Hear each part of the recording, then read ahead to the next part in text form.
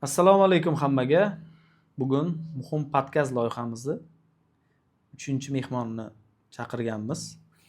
Qarshimizda Bobirjon Muxtorov, xo'sh, tuman tibbiyot birlashmasi yuqumli kasalliklar bo'limi shifokori. Bobirjon, xush kelibsiz. Assalomu alaykum. Bugungi kurs mana shu suhbatimiz xalqqa, o'zimizga ham manfaatli bo'ladi degan umiddamiz. Birinchi savolimiz boshladik bo'lmasam. Bu tibbiyot sohasiga kirib kelishingizga kimdir sababchi bo'lganmi? Avvalambor assalomu alaykum. Muhim podkast loyihasi obunachilari. Xudo xolasa bugungi suhbatimiz hammaga manfaatli bo'ladi degan umiddaman. Shu bilan birga birinchi savolingizga to'xtaladigan bo'lsak, tibbiyotga kirib kelishimga sababchilardan deb ko'rsatishim mumkin. Dadam bilan bo'lgan. Dadam shifokor, bobomlar shifokor. Aynan infeksionist bo'lishimga ham sabablar bobomlar infeksionist bo'lganlar rahmatli va dadam ham hozir faoliyat yuritadi infeksionist shifokor bo'lib. O'zim ham mana hozirgi kunda Bekobod tumanida infeksionist shifokor lavozimida faoliyat yuritib kelmoqdamiz. Tibbiyotga kirib kelish o'zi avvalambor Rossiya Federatsiyasida boshlangan birinchi qadamlar. Qrim tibbiyot akademiyasida va Samarqand davlat tibbiyot universitetida, Toshkent tibbiyot akademiyasida tahsil olganman. 21 va 2023-yillar davomida virusologiya ilmiy tekshirish institutida o'qiganman, infeksionist bo'lib. Keyin 26-yilda esa Respublika shoshilinch tez tibbiy yordam ilmiy tadqiqot markazida o'qish faoliyatimizni olib bordik va hozirgi kunga qadar o'qishlarni olib boryapmiz. O'z ishimizni ishlab, xalqimizga yordam berish niyatida o'qishlarni davom ettiryapmiz. Bobirjon, hozirgi kunda mana shu gepatitlarda turi ko'p deyshadi. Shularda turlari haqida va yuqishi va asoratlari haqida gapirib bersangiz. Gepatitlar bular aytadigan bo'lsak juda aktual temalardan biri hisoblanadi tibbiyotda.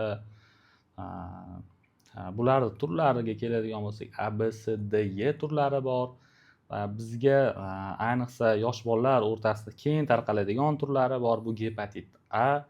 Buni xalq tilida ko'pchilik sariq kasalligi deb bilishadi. Gepatit A desangiz ko'pchilik tushunmaydi, lekin sariq kasalligi desangiz hamma tushunadi. Qachondir men sariq kasal bo'lgan ekanman deb aytishadi.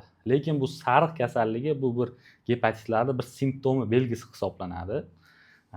O'shaning uchun gepatit A'ga sariq kasalligi deb yodda esda qolishadi. Gepatit A kasalligi bu infeksion kasallik hisoblanadi. Yuqumli infeksion kasallik o'rtacha va yengil holatlarda o'tadi va 199% holatlarda to'liq tuzalish bilan namoyon bo'ladi. Lekin bu degani gepatitga e'tibor bermasligimiz kerak ekan, u tuzalib ketadigan degan narsa emas. Tuzalib ketadi qachonki davolash ishlari olib borilganida tuzalib ketadi u ham. Yengil o'tishi ham o'sha davolash ishlari olib borilayotgan paytda yengil o'tadi. Bizga bilishimiz kerak bo'ladigan eng muhim narsalar gepatitda yuqish yo'llari, ulardan qanday himoyalanish. Yuqish yo'llari gepatitda masalan gepatit A bilan ko'proq maktab bolalari va bog'cha bolalari zararlanadi. Nimaga? Sabab gepatit A'da masalan bog'chaga boradi. Bog'chada bolalar yoki maktabda bir xil mana bitta baklashkani oladigan bo'lsak, suv ichdi, uni sherigiga berdi. U ham suv ichdi. Bitta baklashkadan foydalanishdi ikkalasi ham. Mana bu sherigida gepatit A bo'lgan, lekin yashirinadi. Hali u klinik namoyon bergani yo'q. O'sha bir ichdi, bu tarqalishiga olib keldi. Yoki masalan o'tiribdi, partada o'tiribdi. Baribir odamdan gapirayotganda, muloqot qilganida biologik moddalar ajralib, so'laklar tushishi mumkin. So'laklar tushadi, to'g'rimi? Endi qo'l bilan u bola o'tiradi, yuzini ushlaydi, ko'zini ushlashi mumkin. Ayrim bolalar zararli odatlari bor, og'iz tili masalan barmog'ini so'rab o'tiradi. O'sha davrlarda gepatit yuqib qoladi. Undan tashqari masalan ariqlardan suv ichadi ko'p bolalar. Ana hozir yoz faslida уже cho'milishni boshlaydi ariqlarda.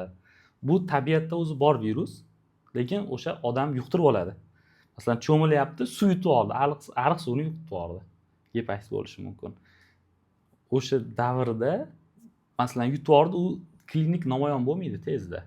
50 kungacha, uzog'i 50 kungacha, o'rtacha 30 kunda namoyon bo'lishi mumkin. Lekin o'sha 30 kun, 50 kun davomida kasal, masalan, yuqtirib olgan kasal bilmayapti-da, sheriklariga yuqtirib qo'yapti. O'shanda ko'payib ketaveradi. Gepatit A'da demak, yuqish aynan o'sha bog'cha bolalarida birdaniga bir kunda zararlanishi mumkin, lekin zararlanishi mumkin. Lekin ularda klinik namoyon bo'lishi, ya'ni kasalliklar belgilanib berilishi. Masalan, sarg'ayib ketishlik yoki qayt qilishlik, qorinda og'riq bo'lishliklar hammasida har xil kunlarda namoyon bo'lishi mumkin-da. Lekin u orada kasal muloqotda bo'ladi, to'g'rimi? Muloqotda bo'ladi va tashuvchi bo'lish vazifasini bajaradi. Lekin mana hozirgi kunga kelib gepatit A'ga vaksinalar qilinadi. Gepatit A'ga vaksina bor. 2 yoshdan yuqori bo'lgan bolalar vaksina olsa bo'ladi. 10-15 yil davrida, 10-15 yil mobaynida bolalarda immunitet saqlanadi. Shu joyiga e'tibor berishimiz kerakki, masalan, gepatit A'ga bo'lmadi, kontaktda bo'lmagan bo'lishi kerak kasal. Masalan, o'sha aytaylik o'sha bog'chani gruppasida aytaylik yoki maktabda, sinfida gepatit kasalligi chiqmagan bo'lishi kerak vaksinani olish uchun. Yoki chiqqan bo'lsa ham 40 kun, 50 kun davomida kutish kerak. Kutgandan keyin klinik, ya'ni belgilar bermagandan keyin borib vaksina olsa bo'ladi. Lekin shuni yana nazarda tutib ketaman, 10-15 yil ko'p holatlarda 10-15 yildan keyin revaksinatsiya, ya'ni qayta vaksina olish kerak. Chunki o'sha vaksinani davri tugaydi o'shada muddatga borib. Lekin yana bitta tarafi, aytaylik, odam o'zi tabiiy ravishda kasal bo'ldi. Tabiiy ravishda kasal bo'ldi va tuzaldi. Lekin bu kasal bo'lib tuzalgani bir umrga yetadigan immunitet hosil bo'ladi. Bu gapim bilan fikrlanib qolmaslik kerak, odamlarda fikr paydo bo'lmaslik kerak. O'zi tabiiy yo'l bilan bo'lsin, bir umr qolsin immuniteti yo'q. Albatta vaksina olish kerak. Vaksina olgan baribir yengilroq bolangiz qiynalmaydi, qorinda og'riqlar bo'lmaydi, больницада yotishga to'g'ri kelmaydi. Shunaqa bo'ladi gepatitniki. Endi gepatitni yana boshqa turlariga keladigan bo'lsak, bizga B, C, D, E turlari bor. E turi endi ko'proq homilador ayollarda uchraydi. Juda ham ko'p emas. Bizga asosiy bo'ladigan yana B, C, D turlari, ya'ni og'irroq turlari desak ham bo'ladi. B turini oladigan bo'lsak, bular qon orqali yoki o'sha biologik ajralma orqali o'tishi mumkin. Ya'ni biologik ajralma deganda jinsiy aloqa paytida o'tib qolishi mumkin. C turi ham xuddi shunday.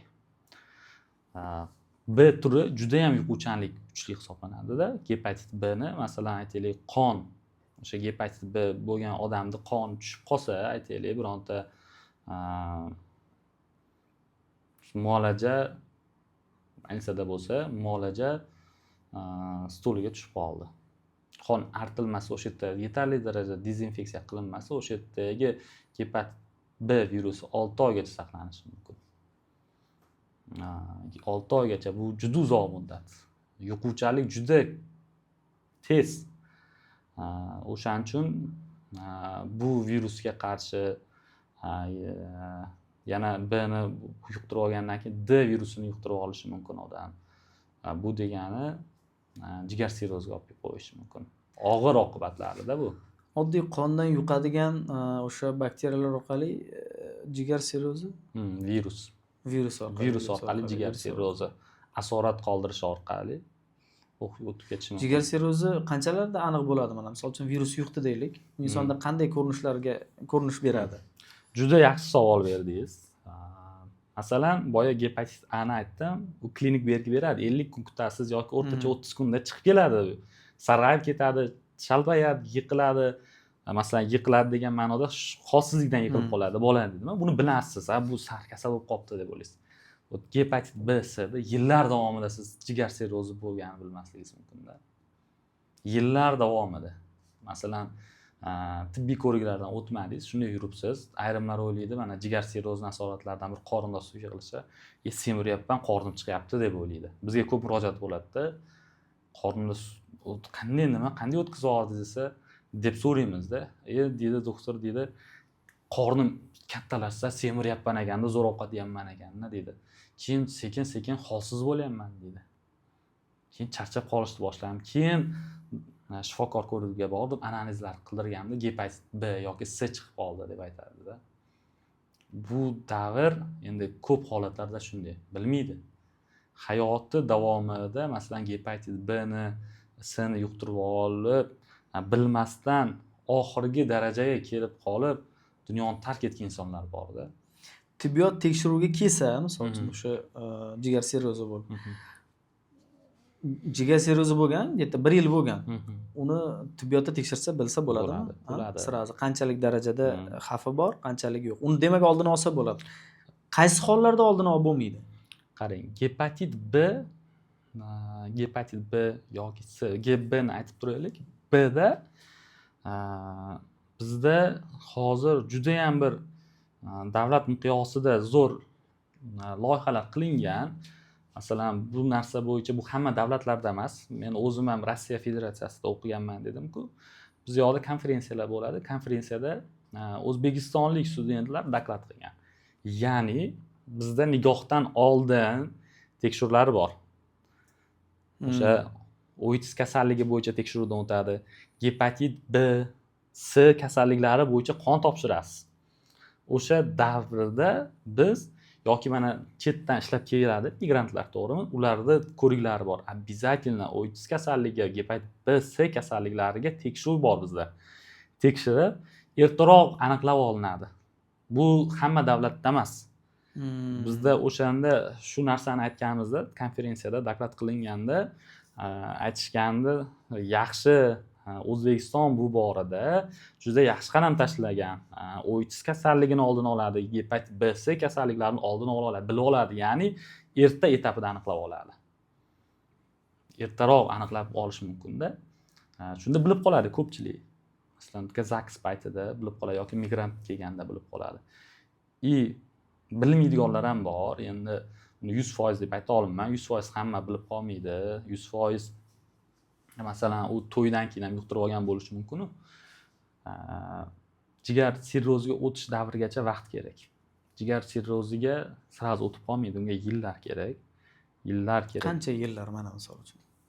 Jigar sirrozi yuqtirdi, shifokor tibbiyotga bormadi endi. Shifokorning oldiga bormadi, yuribdi sog'lom. Qanday biladi, qanday asorat bo'ladi shunda?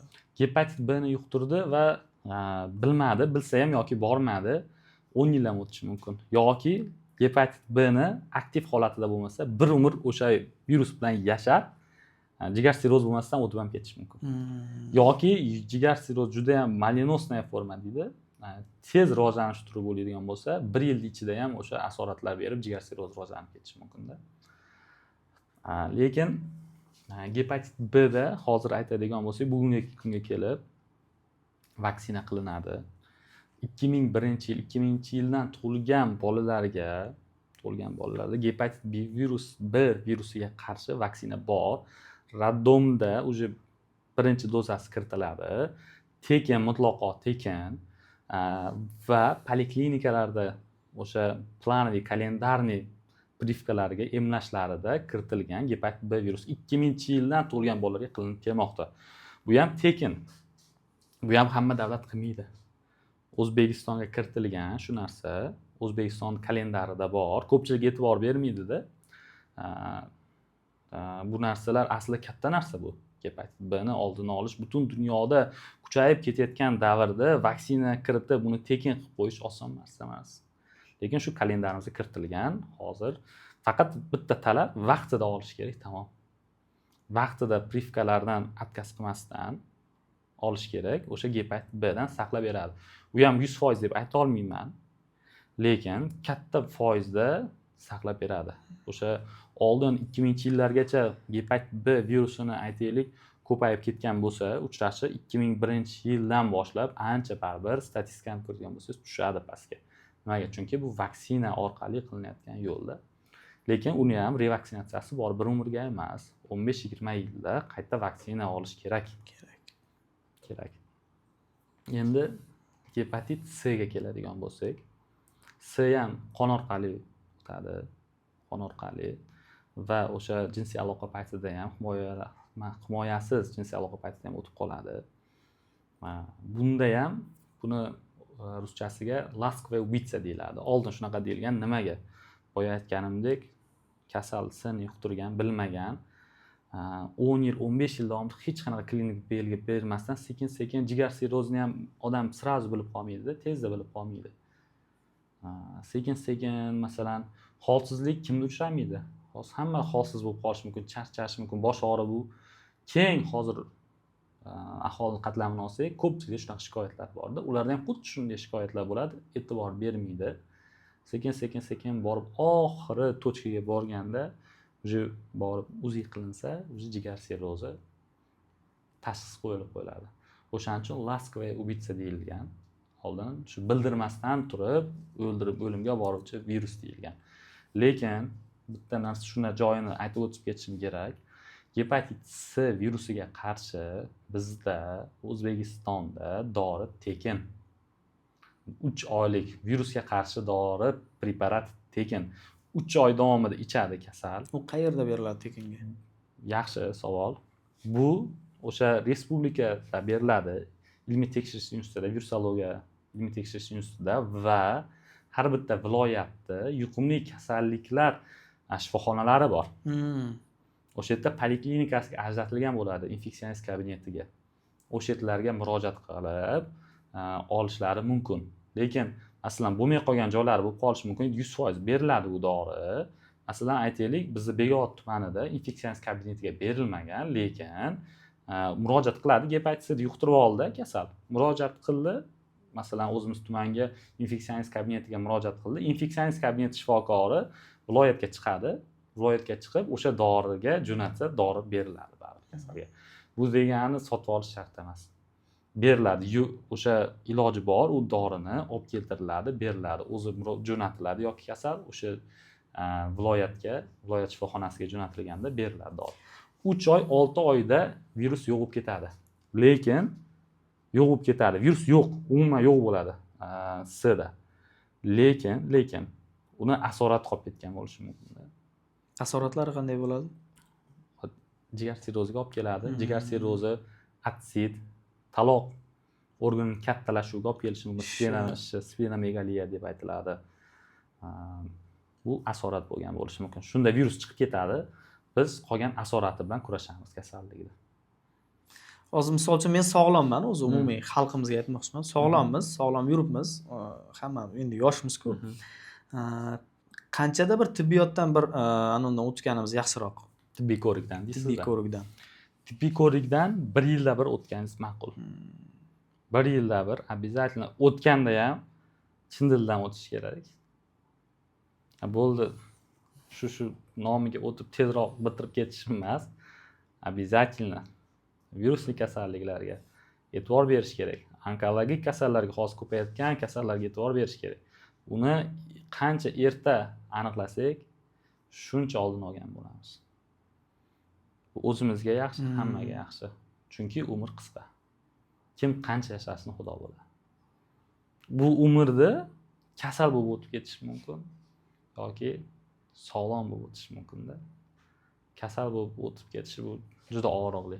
Shifokor sifatida aytaman. Kelayotgan kasallar, masalan, gepatitlar bilan kelayotgan kasallar to'g'ri yaxshi bo'lib ketayotganlari ham bor. Orasida jigar ko'chirib o'tkazish operatsiyalari qilinyapti. Hozir rivojlanyapti tibbiyot. Lekin uni ham hamma cho'ntag ko'tara olmaydi, oddiy qilib aytganingizda. Og'ir bo'lib turib, mana men ishga kirgan bo'lsam, 21-yil ishga kirgan bo'lsam, kasal o'sha yildagi jigar sirrozi kasali 25-yilga borib juda og'ir holat davolanib turgan bo'lmasam, davolanib turibdi, davolanib turish davrida juda og'ir holatga tushib qolganini ko'ryapman-da. Kasal yildan yilga progress olgan. Davolanadi, vaqtida qiladi hamma narsani, lekin уже kech. Jigar sirrozi og'ir mavzu, chunki juda ko'pchilikda eshitaman men. Jigar sirrozi bo'pti, shunaqa deb. Buni oldini olish uchun nima dorilar yo tabiiy nimalar ichib yurgan ma'qulroq, nimalarni maslahat berasiz? Qarang, jigar sirrozida masalan o'sha virusning etiologiyasi, agar virus chaqirgan bo'lsa, jigar sirrozini olib kelgan faktor virus bo'lsa, virusga qarshi dorilar bor. Gepatit B niki ham, C niki ham bor. D niki yo'q, hozirgi kunda yo'q. D niki yo'q. D virusini o'zi hech qachon kela olmaydi, u B bilan birga keladida. O'shaning uchun B ni dorisini ichadi. B plus D bo'lsa gepatit. Bu jigar sirroziga tez olib borib ketishi mumkin. Dorilarni ichadi baribir. Dorilarni ichadi. Yaxshi bo'lib, dinamik nazoratda bo'lib turishi mumkin. Endi hammasini ayta olmayman 100% shunday bo'ladi deb. Lekin ko'p holatlarda bo'lishi mumkin. BD bo'lsa ham lecheniyasi, muolajalarni vaqtida olib turib, ertaroq boshlang'ich jigar sirroziga o'tmasdan oldin davrda aniqlansa, baribir yaxshi, to'liq hayot kechirayotganlar bor. Endi jigar sirroziga olib kelgan boshqa faktorlar bor. Virussiz, zararli odatlar bor. Spirtli ichimliklar, tamaki mahsulotlari, nosvoy. Bu gapimdan keyin ko'pchilik yomon ko'rib qolishi mumkin. Uni ochiqchasiga aytish kerak. Bular hammasi olib kelishi mumkin. Ayrimlar aytishi mumkin, men mana deydi, ota-bobolarimiz 100 yil chekkan yo maxorka chekkan deydi, yo nos chekkan, hech narsa bo'lmagan, yo aroq, spirt ichgan deydi, to'g'rimi? Hech narsa bo'lmagan. Siz bilmaysiz, bo'lgandir. U paytda tibbiyot unaqa rivojlanmagan, aniqlanmagan ko'p narsa.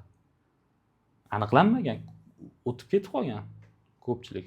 O'tgan o'sha narsa. Masalan, imенно jigar sirrozi bo'lmasa ham, boshqa masalan, o'sha genetik fonni o'zgartirib yuboradi bu kabi narsalar. Sigaret deysizmi, nos deysizmi, yo aroq deysizmi, hujayraviy darajada genetikani o'zgartirib yuboradi. Nimaga bolachalar o'sha 10-15 ta bolalar o'lib yoshligida o'tib ketib qolavergan? Bu aniqlanmasdan qolib ketib qolgan, tibbiyot rivojlanmagan, hozir endi rivojlanyapti, bilinyapti. Biz aytamiz doim. Jigar sirrozi bo'ldimi, zararli odat tashlash kerak. Даже ko'raman, spirtli ichimliklar ichib jigar sirroziga olib kelingan kasalda virus olib kelgan jigar sirrozidan ko'ra tezroq, og'irroq o'tib ketib qoladi-da. Spirtli ichimlik ichadi, surunkali ichadiganlar bor-da. Surunkali ichadi. Surunkali ichib jigar sirroziga olib kelingan, endi buni davolaysiz, baribir og'irroq o'tib, tuzalish darajasi ham kamayib ketib qoladi-da, foizi. Eng yaxshi. Necha foizgacha mana jigar sirrozi aytdi-ku, 15%, 20% ishlayapti, yo 80% o'lgan. Necha foizdan keyin umid yo'qki, qanchagacha vasdan aytsa bo'ladi uni? Necha foizdan keyin deyish qiyin, baribir bu savolga javob berish qiyin. Chunki yengil bo'lib ko'ringan kasal og'ir bo'lishi mumkin-da. Og'ir bo'lib ko'ringan kasal yengil bo'lib chiqib ketib qolishi mumkin. Bu qiyin. Lekin asoratlari bor. Masalan, aytaylik, jigar sirrozi bo'ldi va qorinda suv yig'ildi. Jigar sirrozi qorinda suv yig'ilma, atsit bo'lmasligi mumkin. Bu holatda o'sha qorinda suv yig'ilganligini darajasi og'irroq yoki taloq kattalashdi-da, bittasi taloq kattalashmadi. Taloq kattalashganligi u yomon hisoblanadi. Atsit bular og'irroq darajada ko'riladi. Shunga qarab o'zi klassifikatsiya qilinadi Chalpi bo'yicha. Shunga qarab og'irlik darajalari belgilanadi. Boburjon, mana hozirgi kunda sizga ko'p kelayotgan bemorlar. Hozirgi kunda yoz kelyapti, xudo xolasa. Bahor, mana mevalar pishyapti. Keyin poliz ekinlari mana chiqishni boshlagan. Shularni hisobga olib, xalqda ichotar deydi. Ichotar ko'paygan kasallar. Endi yana bir bulardan tashqari, masalan, ichotarlar kattalardan ko'ra yoshlar orasida ko'proq ko'rsangiz, emizikli bolalar orasida. 1 yoshgacha, 7 oylik, 8 oylik bolalar, 1,5 yoshli, 2 yoshli bolalar. Nimaga bunaqa ko'p degan savol tug'iladi. Hozir o'zingiz bilasiz, ijtimoiy tarmoqlar chiqqan. Ijtimoiy tarmoqlarda blogerlar bor. U endi qandaydir ma'lumotga egami, tibbiy ma'lumotga egami, uni tekshira olmaysiz. Hamma narsani reklama qiladi, masalan. Ozdiruvchi narsalar reklama qilinyapti. Undan tashqari chiqadi, ayrimlar chiqadida men deydi mana homiladorlik paytimda ham hech qanaqa parhez qilganim yo'q, mana endi farzandli bo'lgandan keyin ham hech qanaqa parhez qilganim yo'q, bolam zo'r, mana ko'rib turibsizlar zo'r deb ko'rsatib qo'yadida. Unga ishonadi-yu, xalq sodda-ku, ishonadi-da. Men o'sha payt aytamanda, bansiga keling, ko'ring, o'sha parhez qilmaganlar ko'pi yoki noto'g'ri, endi parhez emas, noto'g'ri ovqatlanganlar hammasi yotibdi bizda, uni ham ko'ring mana. Shuni keltiramanda, nima yeysiz dedim, masalan savol beraman, kasal kelgan. Mana qulupnoy chiqdi, qulupnoy yedim dedi. Yoki boshqa mahsulot, to'yga bordim dedi. To'yda endi hamma narsa mayonez, ovqatlar hamma narsani yegan bo'ladi. Siz to'g'ri ovqatlanishga e'tibor bermaysizmi desam, yo'q dedi, ozmana aytishyapti-yu chiqib, hamma narsani yo'ring, hech narsa qilmayapti-ku, deyishyapti-ku dedi-da. Hech narsa qilmagani uchun siz kelyapsiz-ku hozir deb shuni tushuntiraman-da. Nimaga endi aynan o'sha qulupnoy yo tarvuz pishganda insonlarda ko'p uchraydi? O'sha nima sabab bo'ladi? Qarang, bu masalan tarvuz va qulupnoy chiqqanda yana bu yoqda e'tibor berish kerak bo'lgan narsa bor. Tabiiy yo'l bilan pishish kerak-da u mahsulotlar ham. Nafaqat tarvuz yoki qulupnoy, bodring, pomidor, xohlagan mevangizni ko'ring. Xohlagan mevani aytishim mumkin. Teplitsada dori bilan. Dori bilan. Uni bolalar yaxshi yuvmasligi mumkin. Yo'q, yaxshi yuvmasdan hech kim iliq suvda 10 minut ushlab turmaydi-ku. Hech kim ushlab turmaydi-da endi uni. 10 minut ushlab turib o'sha zararli mikroblar, bakteriyalar chiqib yoki viruslar chiqib ketishini hech kim kutmaydi-da, yeydi-ku. Mana shu narsalardan o'tib qoladi. Masalan, qulupnoyni oladigan bo'lsangiz, yerda o'sadi. Yerda o'zini tabiiy bakteriyalari bor. Tabiiy bakteriyalar bor. U endi odam uchun tabiiy emas-ku. U masalan siz qulupnoyni yemoqchi bo'lsangiz, uni yaxshilab yuvish kerak. Hech kim lekin yuvib olib yemaydi-da uni. Masalan, navoz tashaladi unga, to'g'rimi? Navoz tashaladi. Shunday borib shunday oladi, yeb oladi. O'sha paytda kasallarda oshqozon, ichak faoliyati buzilish yo'llari kuzatiladi, kasalliklari. Bu degani nima demoqchiman? Oziq-ovqat mahsulotlarini sifati bo'yicha savollar tug'ilib qoladi bunaqa paytda. Sifati yaxshi bo'lishi kerak. Strogi, masalan, siz sotib olyapsizmi bozordan, strogi bo'lishi kerak. Siz sotib oldingiz, qulupnoy sotib oldingiz yoki olma sotib oldingiz yoki tarvuz sotib oldingiz. Mana ularda strogi bo'lmaydi, yozilmaydi-ku ularga o'z aslida. Yo'q, masalan, yozilmaydi, lekin olayotganingizda sezasiz-ku baribir. Yangi yo holatiga qarab holatini bilasiz-ku. Masalan, tarvuzni kessangiz ichi boshqacha turadi o'zi. Masalan, irib ketganga o'xshab yoki o'tib ketganini bilasiz-ku. Yeyish kerak emas-da uni. Yoki qulupnoyni men maslahat bermayman. Endi qarshi chiqishi mumkin gaplarimga ko'pchilik. Maslahat bermayman, emizikli ona yeyishiga. Maslahat bermayman. Tarvuzni ham maslahat bermayman. Chunki tabiiy emas-da, men uni aniq bila olaman-da. Masalan, tekshiring, tarvuz keldi, shunaqa apparatlar bo'lish kerak. Menimcha o'shanda nitratlar qilinadi, ularga qo'yiladi. Necha foiz chiqadi o'sha nitrat tekshirilganda? Baland chiqadi-da baribir. Endi men bu sohada mutaxassis emasman, lekin ishonchim komilligi bizga kelayotgan kasallardan so'raymiz-da. Nima iste'mol qildingiz? Nima yeymiz? Nima yedingiz? Nimadan keyin degani shunga to'g'ri keladi-da. Endi ko'pchilik xafa bo'lishi mumkin, lekin bu haqiqatda. Hozirgi kunda insonlarda ko'p uchrayotgan kasalliklar, mana bilsangiz, odamlar biz yosh yigitlarning ichida ham immuniteti past, bilasizmi? Immunitet juda past. Ya'ni sal kasal bo'lsa yotib qoladi. Immunitet kuchli odam bo'lsa, menimcha tez oyoqqa turib ketadi. O'sha immunitet tushib ketishlariga nima sabablar bo'ladi hozir? Yaxshi. Eng keng tarqalgan savollar bizga ham murojaat qiladi. Shunaqa immunitetim past deb, nimaga tez kasal bo'lib qolyapmiz deb murojaat qilishadi. Avvalambor aytib o'tishim kerak. Immunitet ko'taradigan dori yo'q. Dori yo'q, immunitet ko'taradigan, uni sizni kasal qilmaydigan dori yo'q. Shuni tushunish kerak, hamma xalq bilsin buni.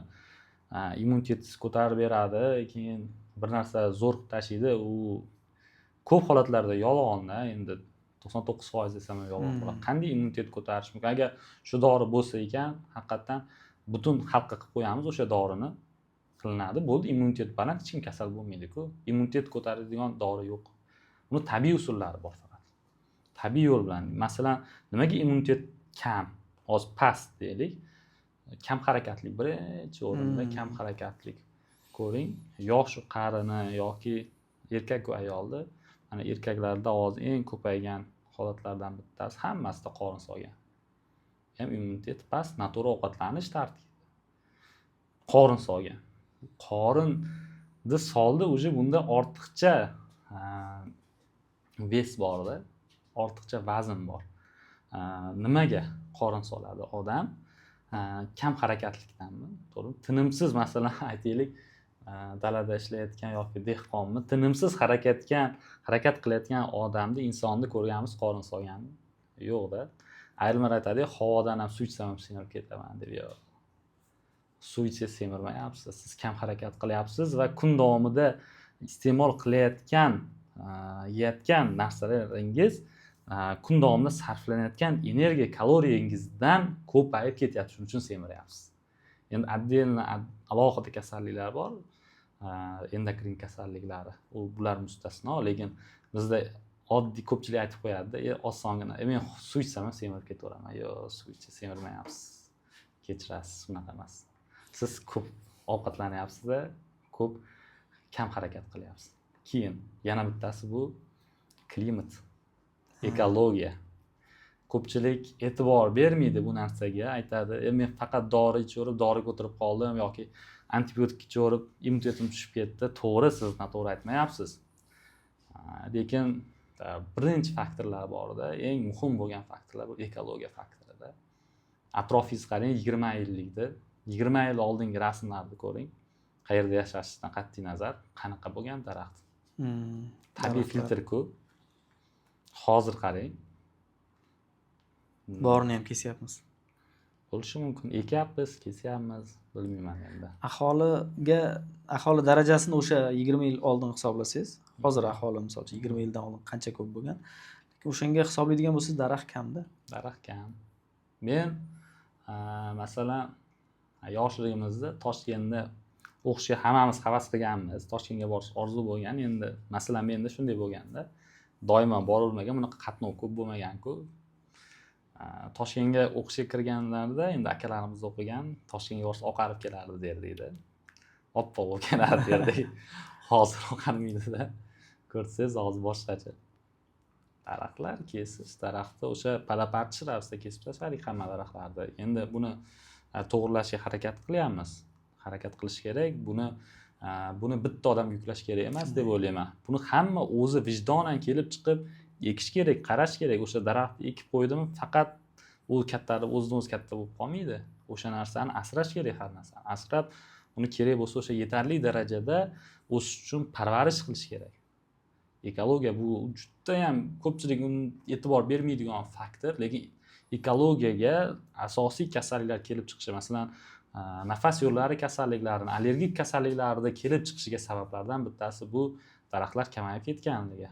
Mashinalar ko'pligi, masalan, men Toshkentga oldin qatnaganimda mashina ko'p ko'rmasdim-da. Ertalab chiqib ketsam, masalan, sahar 5 da mashinalar 4 ta, 5 ta ko'rardim, hech qanaqa. Hozir sahar 5 ta ko'ring, xuddi probkada ketayotgan bo'lasiz. Bular hammasi zararli moddalar keltirib chiqaryapti. O'sha o'zidan ajralayotgan oksidlar, karbonat angidriy gazlari chiqyapti. Karbonat angidriyni o'simliklar karbonat angidriyni yutadi, kislorod chiqaradi. Buni maktab darsliklarida o'tib kelinadi bizga. Lekin o'sha karbonat angidriy chiqaryapmiz, lekin uni yutadigan yo'q-ku, uni qayta yutyapmiz biz. Bunga e'tibor berish kerak. Daraxtni ko'paytirishga harakat qilish kerak, uni kesishga emas. Hamma o'ziga vazifa qilib, hatto mana shu 1 yilda bahorda uyini oldiga hatto 4 ta, 10 ta daraxt ekaman deb olsa, bir 10 yilda yaxshi natijaga erishsa bo'ladi. Buni bitta odam qiladigan narsa emas-da, yoki kimgadir mas'uliyatni yuklab qo'yish kerak emas-da. Hamma o'zi uchun harakat qilib, mana shu xalq uchunmi, o'zimiz uchunmi, o'sha o'zimiz farzandlarimiz bu yurtda yashaydimi? O'zi jamiyatda ham to'g'rilayman dema, o'sha to'g'rilaydigan bo'lsang birinchi oyligingdan boshlaydi, Shunday. bejizmasda. O'zimiz namuna Ha, ko'rsataylik. shunday. Yomonlab qo'yish osonda, bu kimda oson, bu tilda suyagi yo'q deydi-yu. Yomonlab qo'yish oson. Yomonlamaylik. Biz namorat o'zimiz ko'rsataylik, o'zimizdan misol, to'g'rimi? Shunda bu narsaga erishsak bo'ladi. Kam harakatlik. Boburjon, yana bir savol. Mana hozirgi kunda mana yoz kelyapti-yu. Ichimlik bilan birorta do'konga kiradigan bo'lsangiz, o'sha ichimlikni xillari shunaqa darajada ko'p. Siz u olma, o'rik, anjir deysizmi, nok deysizmi, xohlaganingizdan gazli, gazsiz. To'g'rimi? Ko'rinishlari ham ajoyib, olib ichging kelib keladi. O'shalarni inson organizmiga qanchalik darajada o'zi umumiy nima ichishni maslahat berasiz yozda ko'proq insonlarga? To'g'ri. Ayniqsa shu savol yaxshi savollar. Yaxshi savol, juda yaxshi savol berdingiz. Ayniqsa bolalar bilan kirganda, yosh bolalar bilan kirganda Sok olishadi, Sok kichkina olishadi. sokcha. keyin baribir xafa qilmaydingizda, ular tanlab tashlaydi hamma narsani, shirinliklar yoki rang-barang tusdagi mahsulotlar olishadi. Arzon ko'proq, ko'p o'sha rang Arzon, deyman, arzon. Endi buni qanday savolga javob bersak bo'ladi? Masalan, oddiy olma soki yoki nok sokini aytasizmi yoki hozir anor soklarini aytasiz. Masalan, anorni qo'yib qo'ydingiz, anorni suvini siqdingiz, o'zi tabiiy ravishda siqing. Keyin qo'yib qo'ying, qancha vaqtda u tabiiy holatini yo'qotib qo'yadi. Menimcha 3 kunga bormasa kerak. 3 kun yoki 4 kun, mayli 10 kun deng. Bir hafta 10 kun deng. Yog'da necha kun, qancha? 1 yilgacha turadi-yu. Ishonish qiyin o'shani ichida anor borligi. Ko'p krasitellarda rang beruvchi amortizatorlar, hid beruvchi amortizatorlar, rang beruvchi moddalar, bular hammasi tabiiy mahsulotlar emas. Bularning hammasi bolalarni allergik kasalliklarga olib kelyapti. Allergiya kasalliklariga olib ketiladi. Nimaga? Yog'da 10 xil endi moddalarini hammasining tarkibini bilmayman. Lekin o'sha mahsulotni uzoq muddat saqlab berishi uchun shunaqa kimyoviy moddalar qo'yiladi. Kimyoviy modda qo'yilganidan keyin o'sha mahsulotingiz sizni o'sha yetarli darajada turadi-da. Sifatini saqlab berib turadi. Kimyoviy moddalar. Kimyoviy moddalar. Kimyoviy moddalar. Tabiiy maslahat berardimki, bolalar bilan kirdingizmi magazinga hamma narsani olib bermang. Iloji bo'lsa uyingizda mana o'sha daraxt eking, daraxt ko'karsin yoki hammamizda daraxt bor. Olma, gilos, masalan, anor yemoqchiman. Anorni mana saqlashgan-ku oldin, to'g'rimi? Saqlashadi. O'shani bering. Masalan, o'sha napitkalar ichganingizdan keyin tilini shunday ko'ring, rang turadi-da. Rang qip-qizil rang bo'lib turgan bo'ladi. Bu kraskada endi. Polni kraskalab qo'ysangiz qip-qizil bo'lib turadi-yu. Tilingiz xuddi shunday o'shani ko'ring, kuzating. Kraskalar bular hammasi immunitetni tushiradi. Tez kasallik olib kelishiga sababchi bo'ladi immunitet tushgandan keyin. Undan tashqari kimyoviy moddalar aralashuv bo'lgandan so'ng odamda, yosh bolalarda allergik kasalliklarni qo'zg'atadi. Maslahatim bermang. Bu allergiya kasalligi davomli bo'ladimi yo shu bir martalik bo'ladimi yoki yana o'sha davomli ham bo'lishi mumkin. Davomli ham bo'lishi mumkin. Yoki o'sha bir martalik shu aynan shu moddaga nisbatan ham allergiyasi bo'lishi mumkin. Ozgincha vaqtli o'tib ketishi mumkin o'sha bir kun ichida yoki tez tibbiy yordam ko'rsatilgandan keyin o'tib ketishi mumkin. Yoki o'sha mahsulot ichish to'xtatgandan keyin o'tib ketishi mumkin. Lekin doimo emasda. Surunkalik o'tib qolsa-chi, u bir marta ichirganingizdan keyin bola uni yana qayta ichgisi keladi-da. Qayta baribir siz doim nazoratda qila olmaysiz, kimdir berib qo'yadi. U qayta bo'lavergandan keyin o'sha allergiyaga moyillik oshib ketib qoladi organizmda. Va allergik mana qarabsizki, tappa-tayyor allergiya kasalligi bo'ladi. Bizga beradigan foydali maslahatingiz? Umumiy beradigan maslahatim shifokor bo'lganim uchun har xil kasallarni ko'ryapmiz, ko'rib kelmoqdamiz, ko'rdik. Eng buyuk ne'matlardan bittasi Alloh tomonidan berilgan bu sog'liq. Sog'liqni asrash kerak.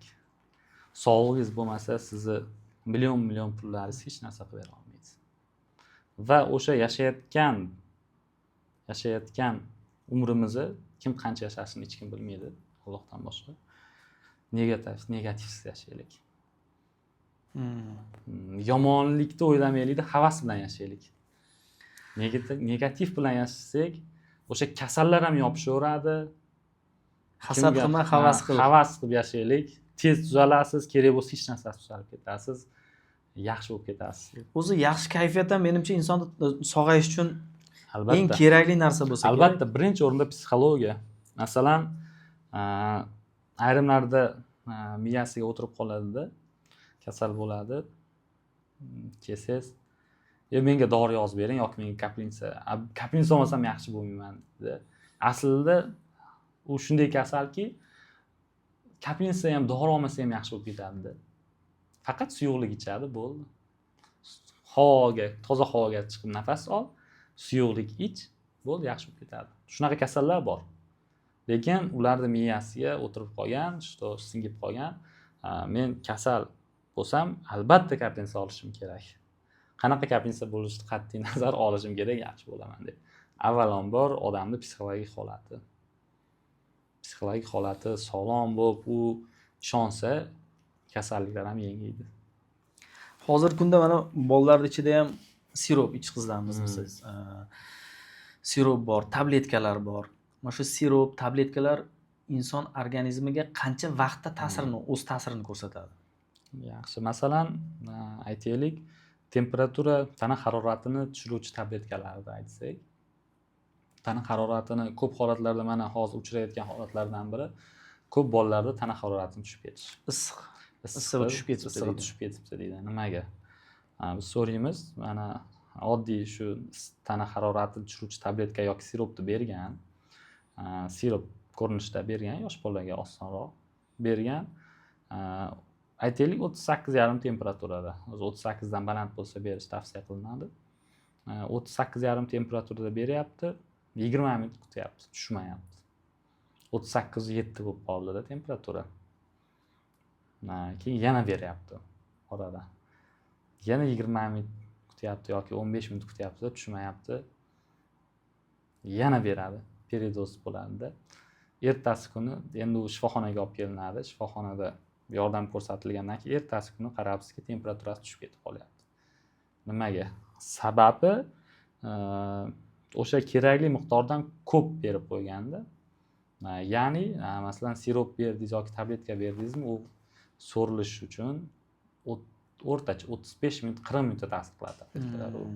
Demak, kutish kerak. 35 minut, 40 minutda ta'sir qiladi.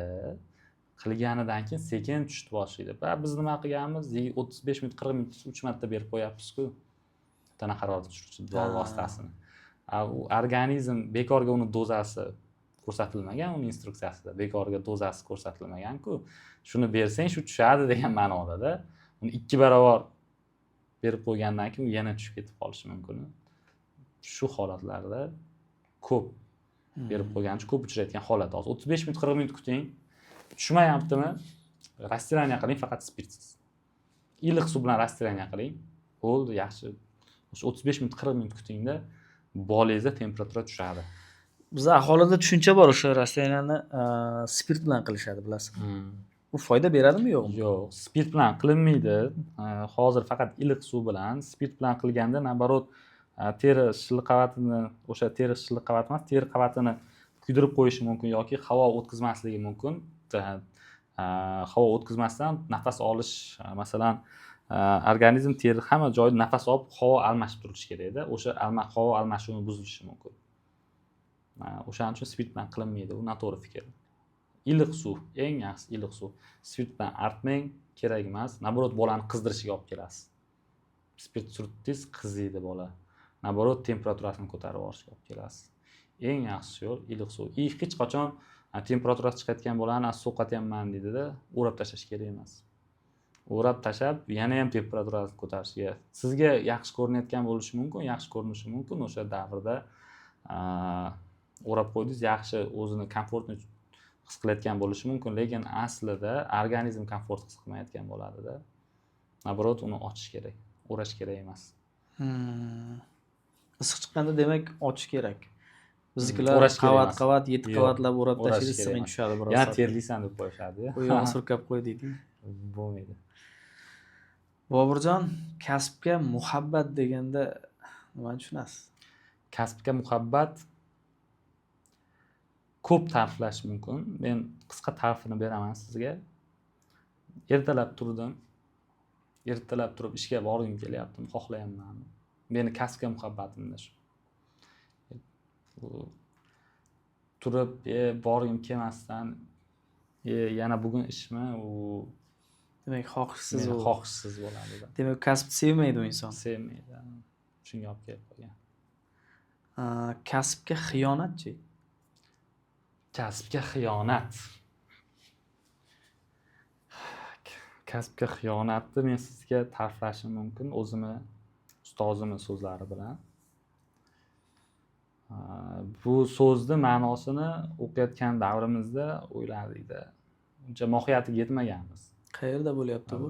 Rossiyada Qrim tibbiyot akademiyasida professor Zaychenko anatomiya fanidan dars berardi, o'zlari xirurg bo'lganlar. Bizga so'z aytardi ular. Nima deyapti qarang. Buni keyinchalik tushunishni boshladik. Shifokor bo'lib ishlashni boshlagandan keyin, atrofni kuzatganimizdan keyin juda ta'sirli so'z deb o'ylayman. Ishlash prinsiplarini odam o'ziga prinsip qilib oladigan so'z deb o'ylayman. Ya'ni qanday? Har bitta shifokorda ko'pchilik o'zini qabristoni bo'ladi. O'sha o'zini qabristonida sizni aybingiz eng minimal darajada bo'lishi kerak. Ertaga Xudoning oldida javob bergan va vijdoningiz. Bu oson narsa emas. Bizga aytardi, qabristoni yo'q shifokor davolamaydigan shifokorlar bo'ladi. Endi kimda qancha bo'ladi, o'zi biladi. Lekin o'sha qabristonda shifokorda aybi eng minimal darajada bo'lishi kerak. U bo'lmasam yashash qiyin bilan. Bu atrofimdagi men o'sha necha yil tahsil olayotgan bo'lsam, mana 10 yildan oshdi tibbiyot sohasida tahsil olib kelyapmiz. Tahsil oldik 5 yil, mana o'sha 5 yil bo'ladi ishlayotganimizga, faoliyat yurityapmiz. Ko'rib, bilib yuribman. U vijdon azobi qiyin narsa bu. Hammani oldidan qochib ketarsiz, hammadan qocharsiz, o'zingizni oqlarsiz, lekin o'zingiz oldida, vijdoningiz oldida hech qachon oqla olmaysiz. O'zingiz oldida oqla olmadingizmi, ertaga Xudoning oldida nima deb javob berasiz? Keyin hozir qarang, sifatli arzon dorilar bor, bilasizmi? Keyin sifatsiz qimmat dorilar bor. Firmaniki deydimi, endi boshqa deydimi endi. Meni tushunishim bo'yicha endi o'zi eshitamiz, boshqa qilamiz. Shular haqida qanday fikrdasiz yoki qanday maslahat berasiz o'zi? To'g'ri, fikringiz, gapingiz to'g'ri. Hozir shakllangan shunaqa firma deydi, bonuslari bor deb aytishadi. U hech kimga yashirin gap emas bu. Shunday. Gap bu qanday? Masalan, to'g'ri gapingiz. Sifatli arzon dorilar bor. Bor unaqasi. Xuddi shunday sifatsiz qimmat dorilar ham bor. Bor, to'g'ri, bu bilan men 100% согласенman. 100%. Masalan, aytaylik, shunaqa dorilar borki, hech qanday ta'sir ko'rsatmaydigan dorilar ham bor-da. Qimmat dorilar ular. Qimmat desiz ham bo'ladi, menimcha. U dorilar, masalan, qisqacha qilib aytaman, nomini aytmaymiz. Gomeopat deyiladi. Qachonlardir Yevropada ishlatilgan gomeopat dorilar, keyin hozir umuman ishlatilmay qo'yilgan. Sababi ular o'zini oqlamagan. Demak, o'sha gomeopat dorilar hech qanday kasalga to'g'ri ko'rsatmagan, davolash effektini bermagan. O'shaning uchun olib tashlashgan. lekin SNG davlatlarida, O'zbekistonda ham shu jumladan shu dorilar qo'llab kelamiz. Endi maksimal darajada yildan yilga bu dorilarga ishlatmaslik bo'yicha ko'rsatmalar berilyapti. Sekin-sekin o'tyapmiz, lekin baribir hozirgacha bu dorilar ishlatib kelinmoqda. Keyin undan tashqari yana dorilar turkumi bor. Qimmat dorilar bor o'zi. Qimmat dorilar bu degani hamma qimmat dorilardan shifokor manfaat olyapti degani emas. Buni to'g'ri tushunish kerak. O'zi qimmat bu dorilar. Masalan, aytaylik, jigar dorilari, mana o'zim kasbimdan kelib chiqadigan bo'lsam, jigar dorilari bular o'zi qimmat. Keyin solishtirsangiz, o'sha ikkita dorini bir xil tarkibli dori bo'ladi. Bittasi qimmat, bittasi arzon. Ishlab chiqaruvchilarga ham bog'liq bo'lgan faktorlar borda. Ya'ni, masalan, qaysidir dorini ishlab chiqarishga u haqiqiy to'liq klinik ispitaniyalardan, klinik tadqiqotlardan o'tgan, shu darajaga o'sha klinik tadqiqotlardan o'tgan va u ishlayotgan material, dori materiali sorti bo'ladi. Hamma narsa, unda ham sorti bor-ku. Xuddi shunday sortdan ishlatilgan. Yana bitta dori bor, xuddi shunaqa tarkibli. Lekin u kerakli darajada o'shancha klinik tadqiqotlardan o'tmagan va o'sha ishlatayotgan dori bir xil dori. Ishlatayotgan dorini ingredienti, o'sha mahsuloti sorti pastroq hisoblanadi-da. Bu ham ta'sir qiladi, arzon ham ta'sir qiladi, faqat sizga kerakli berayotgan effektni bera olmasligi mumkin yoki juda ham uzoqda berishi mumkin. O'zi 3 kunda ta'sir qiladigan bo'lsa, buni ichsiz 1 hafta 10 kunda ta'sir qilib qo'yishi mumkin. Bu tarafi ham bor. Shu aytib o'tganimizdek, qimmat sifatsizi ham bor, arzon, oddiy arzon, eng arzon dorilar ham bor, sifatli. Doim ham narxiga qarab o'lchab qo'ymasligimiz kerak dorini, sifatini yoki uni ta'sir qilishini. Rahmat Boburjon. O'zi hamma mana shu muhim podkast loyihasida keladigan mehmonlarga beriladigan savollarimizdan biri, yoshligingizda o'zi hamma yoshligida orzusi bo'ladi-ku. Kimdir militsiya bo'laman deydi, kimdir prokuror bo'laman deydi, kimdir hokim, kimdir prezident bo'laman. Siz kim bo'lmoqchi bo'lgansiz yoshlikdagi orzu? Yoshligimdagi orzuyim 5-endi 6-sinfdagicha bo'lganda, endi ungacha 4-sinfgacha uncha bilmaganmiz. 5-6 sinfda pajarniy bo'laman deganman. Nimaga, nima sabab? Formasi yoqqanda. Formaga qiziqadi, kiyimi, keyin multfilmlar ko'rganmiz. Ular masalan qutqarishgan odamlarni endi bizga shunaqa ko'rganmiz. Yong'in bo'lyapti, qutqaryapti, yordam beryapti odamlarga. Qutqaruvchi-da, pajarniy. Qutqarishadi bular ham. Shunaqa deganmiz. Endi hozirgi kasbimizni ham yaxshi ko'raman. Endi u sekin-sekin kasbga muhabbat paydo bo'lgan. Shu uydagilarimiz orqali shifokorlik kasbiga. Hozir ham qutqaruvchi-da. Avvalambor aytib o'tib ketishim kerak. Biz faqat bir vositachi hisoblanamiz-da. O'sha kasal bo'layotgan odamga agar Xudo yo'qdan qo'llamasa, biz hech kim emasmiz. Shuni aytib qo'yishimiz kerak. Hech kim emasmiz-da. Professor ham hech kim bo'la olmaydi agar bu yoqdan Xudo qo'llamasa. Biz faqat vositachimiz. O'sha vositachi bo'lish uchun harakat qilayotgan insonlarimiz, bilimimizni oshirayotgan insonlarimiz. Shuni aytib o'tishim kerak.